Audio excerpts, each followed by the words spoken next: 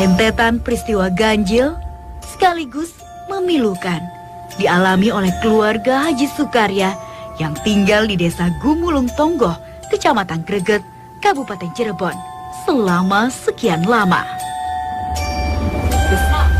Lilis, anak bungsu Haji Sukarya, menderita penyakit aneh dan kerap melakukan tindakan di luar kesadaran yang membahayakan nyawanya.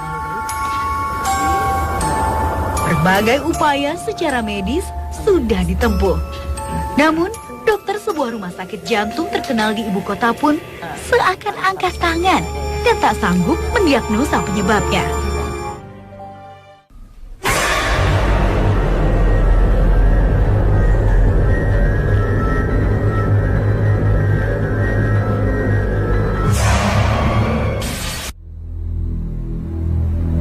Saya bersama Kang Ujang Bustomi akan mencoba menelusuri salah satu rumah. Itu konon diyakini bahwa salah satu anaknya disukai oleh makhluk gaib. Anaknya bernama Lilis, perempuan. Kalau saya cermati, saya lihat sebetulnya tidak ada bedanya dengan gadis lainnya gitu, gadis remaja lainnya. Namun memang saat saya berbincang dengan dia, mencoba mencari tahu sebetulnya apa sih yang dia alami, apa benar dia mengalami hal-hal gaib atau melihat sesuatu yang di luar nalar gitu. Saya mencoba menggalinya. Memang saat saya berbincang dengan dia, pandangannya memang kosong dan kadang pertanyaan saya dijawabnya dengan tidak sesuai dengan keinginan saya atau tidak nyambung gitu. Kini saatnya menempuh proses mediumisasi.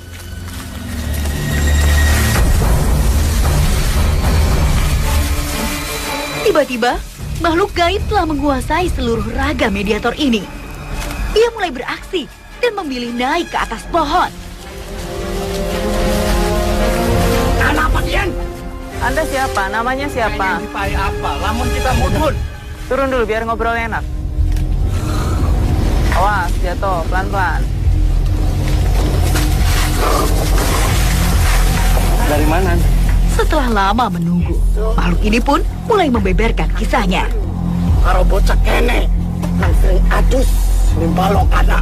Kenapa memang? Alasannya kenapa nggak suka sama anak-anak di sini? Ulah demen. Demen? Iya. Kenapa harus disukain? Awalnya ulah lewat nimbalo kana. Ulah deleng bocah wadon. Proses liputan berjalan. Mediator pertama mengaku dia adalah makhluk yang mengganggu Lilis selama ini. Dia menyukai dari Lilis kecil sampai akhirnya remaja gitu. Dan dia ingin menikah dengan Lilis atau Lilis masuk ke alam dia. Juga jenis kelaminnya. Tapi kita seneng nih bocah wadon kang sering adus nih kono. Berapa anak perempuan yang Anda sukai? Bocah wadonnya cuma siji kang kita seneng. Bocah kuon priben sarane pengen tepatnya nih karo kita. Nggak boleh gitu dong. Supaya bisa jadi deket kita. Tapi itu dilarang, ditepis oleh Kang Ujang bahwa tidak boleh ada pernikahan atau tidak boleh makhluk gaib menyukai bangsa manusia gitu. Apa yang Anda lakukan sama anak perempuan tersebut? Lewat cara-cara apa agar dia bisa Anda tarik ke dunia Anda? Cara digawe kering. Ya aja berkena ya Kang. Ketika pun bocah cilik ngerti, apalagi tidak bisa melihat sosok Anda. Untuk Anda sukai itu sampai Anda celakai, kan nggak bisa dengan seperti itu. Dosa itu. Cuma cara bocah kuon durung mati. Ya. Kita bisa miliknya bocah kuon. Ya berkena mati kan urusannya Gusti Allah, sampai mati main. Pula tujuannya demen nih bocah wadon kuon. Riben cara pengen nih bocah wadon kuon mati. Ya nggak bisa. Jadi deket kita. Nggak bisa. Sepertinya ia tengah menahan sakit yang teramat. Mau sadar?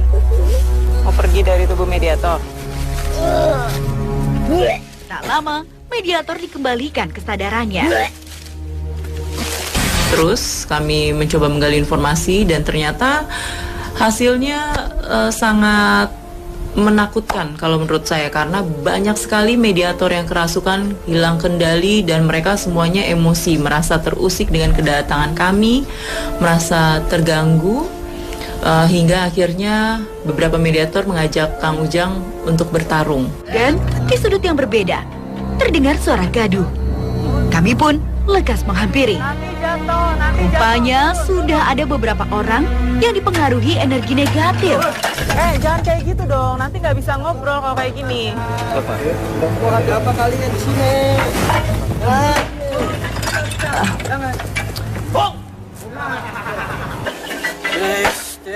Awas, ini ada palanya kameramen saya, nggak boleh. Ini kan musola, kamu muslim nggak? Ini tempat sholat. Nggak ada yang sholat ya, saya senang di sini.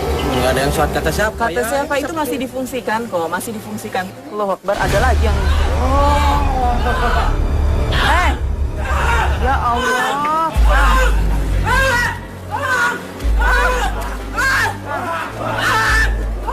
Sekarang mereka berpindah tempat dan menjadikan sumber air tua ini menjadi tempat pertarungan. Jangan kemana-mana, tetap di Dua Dunia.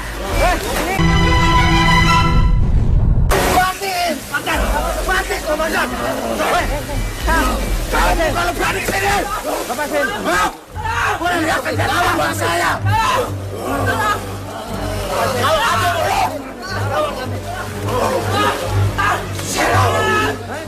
saya lawan! Kamu gimana? Iya. Iya, enggak. Kenapa? Kenapa? Itu kan nggak salah. Kenapa tumbal? Dia mengganggu terus. Kenapa? Ganggu raja kami.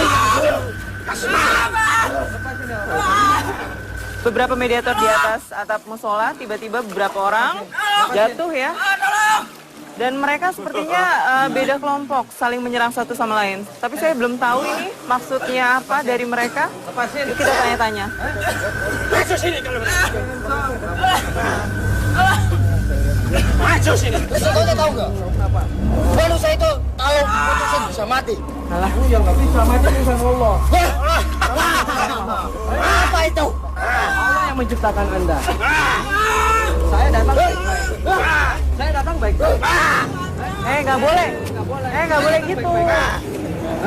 Kamu maunya apa? Kamu punya apa? Nanti bisa tenang nggak sih ngobrolnya biar enak. Sini. Nanti.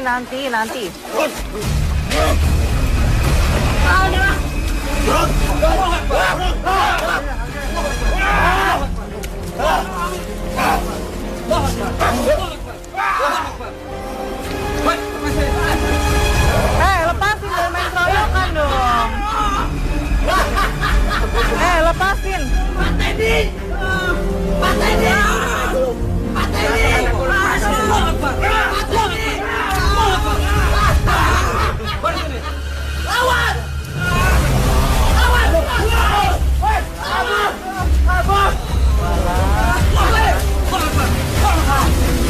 Keadaan semakin memprihatinkan. Kang Ujang dijadikan sasaran empuk mediator-mediator.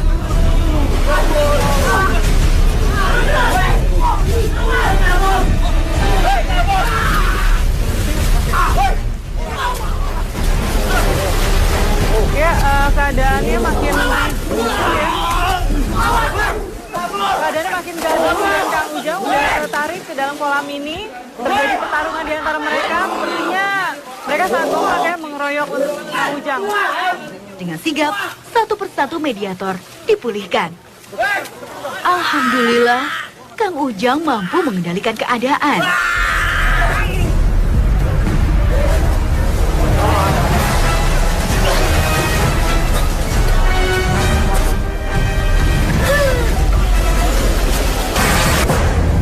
Tak berlangsung lama, sudah ada mediator yang tersengat kekuatan lain. Dia menunjukkan kemarahannya. Udah, tenang. Maksudnya tujuannya untuk ke rumah ini apa? Saatnya saya membangun komunikasi Siapa yang dengannya. menyuruh Anda? Siapa? Caranya apa yang dilakukan? sama Anda dan sejenis Anda? Hah? Sakit. Dibuat sakit. Apa yang dikasih orang itu untuk Anda? Apa? Contohnya apa aja? Makanan Anda tuh seperti apa sih kalau bangsa-bangsa Anda tuh? Bunga. Selain bunga? Minyak. Terus? Banyak kambing. Anda dikirim ke sini tuh lewat apa? Media apa? Apa Tapi contohnya? sesaat kemudian kami kembali dibuat kaget. Kumbang? Satu penonton mengalami kesurupan dan menyerang mediator berambut keriting ini.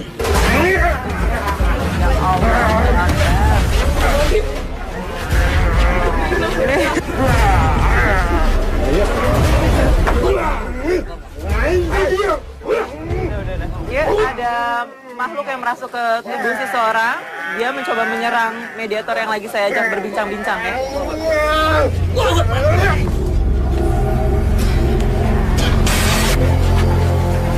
Assalamualaikum. Waalaikumsalam warahmatullahi wabarakatuh. Anda bisa membantu menceritakan penyebab semua gangguan gaib yang kerap terjadi di rumah ini itu karena apa sih? Mulanya? Tanyakan semua masyarakat sini. Maksudnya? Kenapa? Dan masih ada makhluk-makhluk gaib yang mengincar mediator-mediator kami. Iya. Setelah kejadian begini baru ribut. Sebenarnya kesalahan itu pada manusianya sendiri. Iya. Kesalahan kenapa? Berarti ada tempat ibadah kayak seperti musola itu harus difungsikan kembali ya, dimanfaatkan kembali, digunakan kembali untuk beribadah. Mereka pun tak berhasil mengendalikan dirinya. Lainnya? Hei, nggak boleh kayak gitu. Ya udah. Nanti bubarnya, nggak boleh kasar, nggak boleh kasar.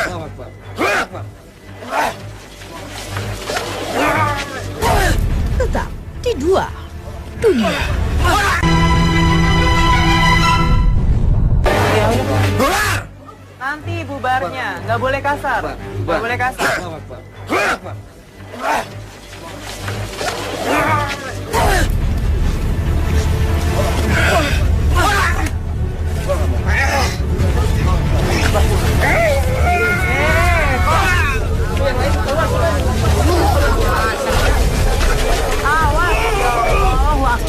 Makhluk gaib yang masih berada dalam badan penonton ikut menetralisir kesadaran mediator.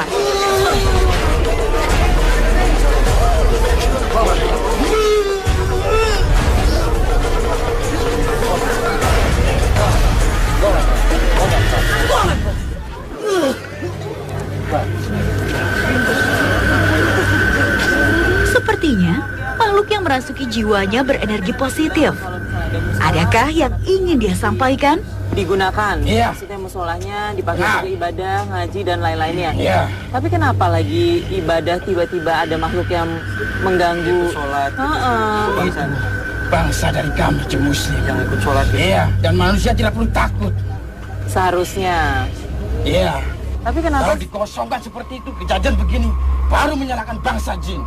Sedangkan kalian tidak tahu mana yang kafir dan mana yang muslim. Kan yang tidak memfusikan musola tersebut itu masyarakat sini, tidak Iya. hanya keluarganya Pasana. Tapi kenapa yang merasa terusik oleh gangguan gaib itu hanya keluarga Pasana? Apa ada yang seseorang itu yang dicintai atau gimana? Heeh, apa karena Lilis, anak bungsunya disukain makhluk gaib, akhirnya membuat energi-energi gaib lainnya mengusik ketenangan keluarga ini? Iya. Ya, Anak itu mempunyai keistimewaan. istimewanya apa sih daripada anak-anak lainnya? Tidak bisa saya ungkapkan secara gamblang. Puas memberi penjelasan, ia pun pulih dengan sendirinya. Assalamualaikum warahmatullahi wabarakatuh. Dan proses terakhir saat liputan adalah ruqyah. Lilis itu kalau menurut Kang Ujang sudah dalam tahap yang harus diobatin, harus dibersihkan. Banyak energi gaib yang menguasai diri dia sehingga dia tidak bisa mengendalikannya. Melihat kuatnya energi negatif di rumah ini, Kang Ujang mencoba menetralisir keadaan, menelusuri satu persatu ruangan.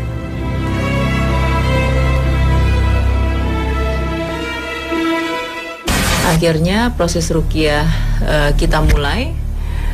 Kang Ujang mulai melantunkan ayat-ayat suci Al-Quran. A'udzu billahi minasyaitonir rajim. Bismillahirrahmanirrahim. Diakhiri dengan ruqyah massal. Tiba-tiba, Lilis tak sadarkan diri. Ia seperti kepanasan, seolah makhluk gaib yang berada dalam jasadnya terusik. Lilis mulai beraksi, dia teriak-teriak, menangis histeris, dan semua yang menyaksikannya juga ikut larut dalam kesedihan. Gak nyangka bahwa itu memang benar-benar terjadi. Gak boleh, Lis, lawan,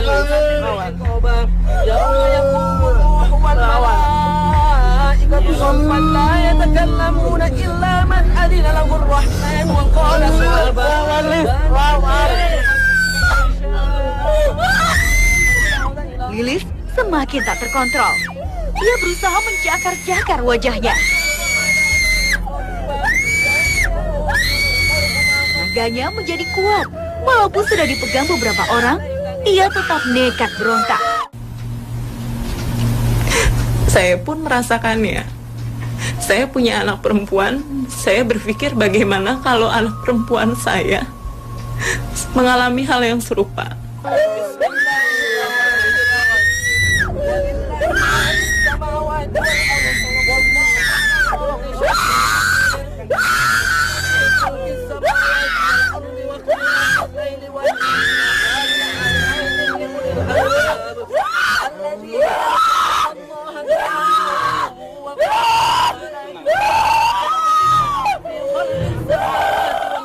Awalnya saya nggak pernah menyangka bahwa proses ruqyah itu akan membuat seseorang yang dikelilingi energi gaib itu akan mengamuk seperti itu gitu.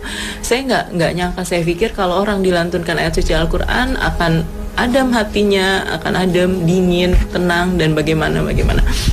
Namun yang saya lihat itu tidak terjadi sama Lilis. Dia mengamuk, dia menangis, dia seperti kesakitan.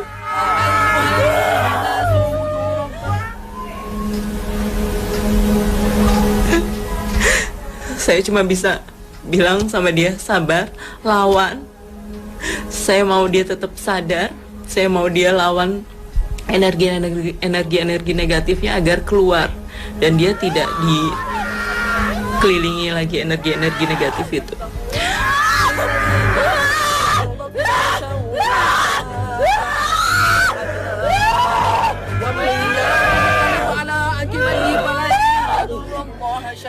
Namun memang saya merasa Lilis itu sangat tersiksa gitu. Dia tuh seperti kesakitan, mencoba melawan namun gak bisa, gak dilawan juga sakit.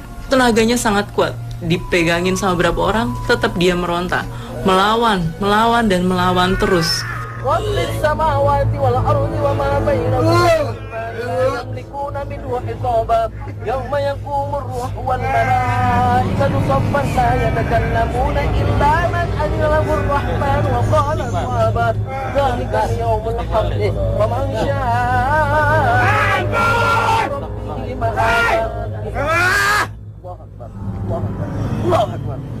Butuh waktu cukup lama membuat Lilis sadar kembali. Kalau menurut Kang Ujang ini sudah fatal. Biarkan dia sejenak istirahat. Nanti akan diberikan air putih yang sudah didoakan sama Kang Ujang. Saya pikir itu udah selesai. Namun setelah si Lilis minum air putih dari Kang Ujang itu, justru malah makin dahsyat. Dia makin kesakitan, nangis. Wah, itu seperti ingin mencakar mukanya, ingin mengeluarkan bola matanya. Nah, itu tuh. Nah, boleh. Oh, bismillah, bisa. Nah. Udah. Ya, bismillah. Udah nggak apa-apa, paksa terus saja biar minum, Lis, nggak apa-apa, Lis. Allahu Akbar, Lis, lawan, Lis, jangan diikutin, dilawan, nak, lawan sayang, Allahu Akbar, Ia kembali mengamuk dan terus berusaha menjambak-jambak rambutnya. Suasana kembali mencekam. Saya mencoba menenangkan dia, tapi nggak bisa. Dianya tetap tidak sadar. Saya coba pegangin, tenaganya kuat sekali, tapi saya terus mencoba menguatkan dia untuk melawan. Lilis bisa. Ayo, Lilis bisa sayang. Ayo, jangan diikutin. Lilis nggak boleh ikutin. Kalau kata Kang Ujang, semuanya itu harus bersumber dari Lilis. Lilis yang harus melawan.